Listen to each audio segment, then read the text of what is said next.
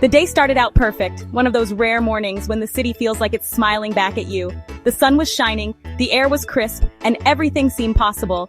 The sky was a brilliant blue, stretching endlessly above the classic New York skyline, as if promising a day full of adventure. But then, almost without warning, the sky shifted.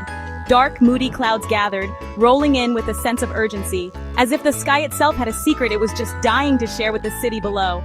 I stepped out of a cozy bookstore, a brand new book clutched in my hands, and instantly felt the atmosphere change. The city's usual hum seemed to pause, waiting for what would happen next. Suddenly, the wind picked up, swirling around the skyscrapers, rattling street signs, and tugging playfully at my hair and jacket.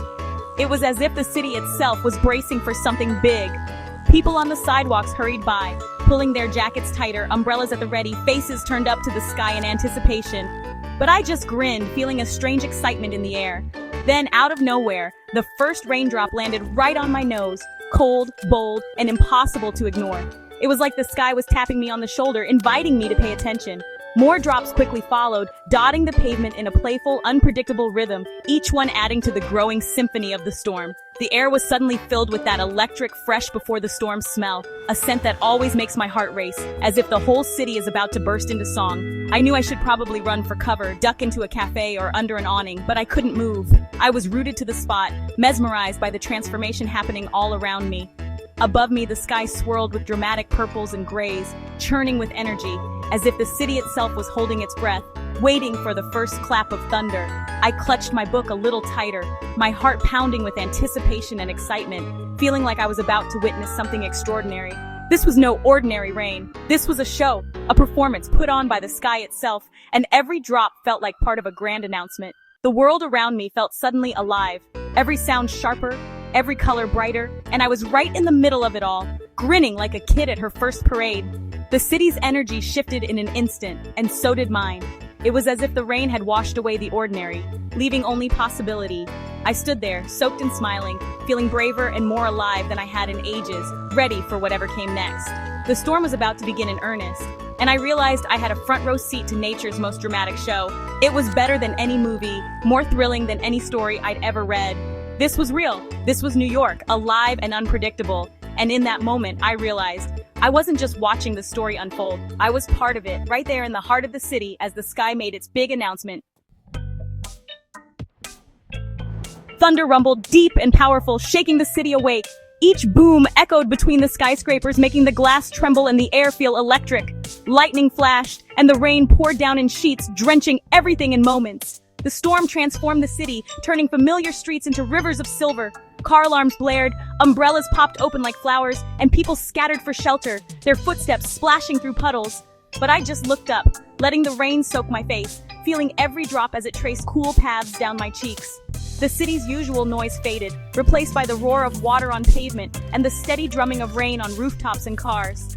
It sounded like a million tiny drums, a wild symphony just for us, each drop adding its own note to the music of the storm. Lights blurred through the downpour, Times Square glowed, taillights smeared like paint, neon signs shimmering on the wet streets. A cab splashed through a puddle, sending water everywhere, its headlights cutting through the rain like beacons. I laughed, drenched and exhilarated, spinning in the downpour, my heart pounding with excitement. The storm washed the city clean, making everything new, as if the world had been given a fresh start. I felt alive, part of the chaos and beauty, swept up in the energy of the storm and the city together. The rain was relentless, but so was my joy. I embraced the wildness, letting it fill me with a sense of freedom. This was the city at its wildest, and I loved every second, every heartbeat, every drop of rain that fell. I was right where I belonged, standing in the heart of the storm, alive and unafraid.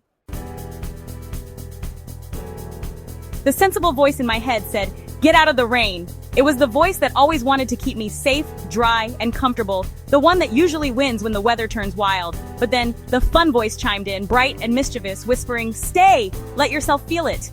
For once, I decided to listen to the fun one, to let go of caution and see what would happen if I just surrendered to the moment. I stepped boldly into the storm, the rain instantly soaking through my clothes, and without thinking, I started to dance right there on the sidewalk. It wasn't a fancy dance, just spinning, jumping, arms wide open, catching raindrops on my tongue and fingertips, letting the water wash away every worry. My dress swirled around my legs, my sneakers splashed through puddles, and I couldn't help but laugh out loud, the sound echoing off the wet city walls. People stared from under awnings. Some looked confused, others smiled, maybe remembering their own wild moments or wishing they could join me. Thunder rolled above, becoming my drumbeat, and flashes of lightning turned the street into my own private stage, lighting up the night. I played with the storm, feeling fearless and free, as if nothing could touch me in that wild, electric moment. Then suddenly I remembered my book, its cover getting wet, pages curling at the edges, a small casualty of my spontaneous joy. I hugged it close to my chest, trying to shield it from the downpour, even as I kept moving, unwilling to let the rain chase me away. It was funny. Storm dancer and book protector all at once, balancing joy and responsibility in the middle of a thunderstorm. The rain became my partner, the city my stage, and for a few minutes I felt like the star of my own story. I felt unstoppable, alive in every sense, as if the storm had awakened something wild and powerful inside me. The storm and I were in perfect sync, wild and wonderful, moving together in a dance that belonged only to us. I didn't want it to end.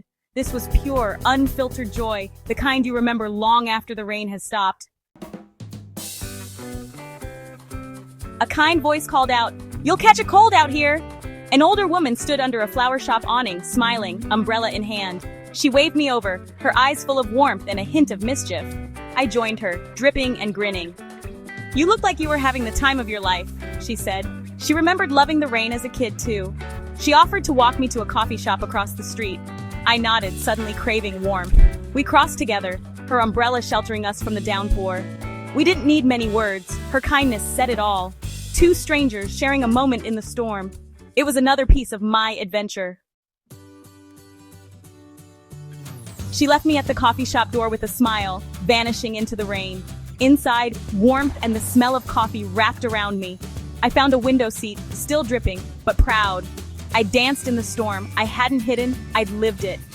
Hot chocolate arrived, sweet and perfect, warming me from the inside out. My book, a little warped but safe, sat beside me, a souvenir. I watched the rain, feeling brave, strong, and alive. The city's tantrum faded, but my joy lingered. I'd made a memory I'd never forget. My very own New York thunderstorm adventure, absolutely wonderful.